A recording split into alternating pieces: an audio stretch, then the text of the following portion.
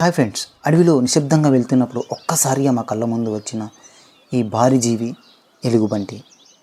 దాని పదునైన గోర్లు, బలమైన శరీరం చూస్తే భయం కలగడం సహజమే.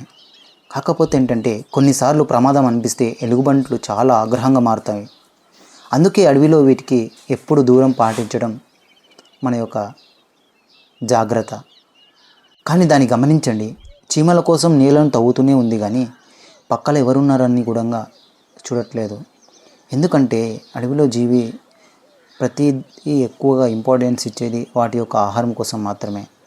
ఇతరులని పట్టించుకోవడం కానీ అలాంటివి చేయవన్నమాట.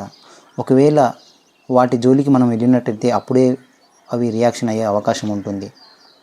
నిజంగా కొన్నిసార్లు పిల్లల ఎలుగుబంటి అనేది ఎక్కువ అటాక్ చేయడం జరుగుతుంది. ఎందుకంటే వాటి పిల్లల్ని ఏమైనా చేస్తారేమో అనే భయంతో ఎక్కువ అటాక్ జరుగుతూ ఉంటాయి. కానీ ఏది కూడా అడవిలో ఎక్కువ తనంతటికి తాను వచ్చి అటాక్ చేయదు. అదే ఈ యొక్క అడవి స్పెషల్.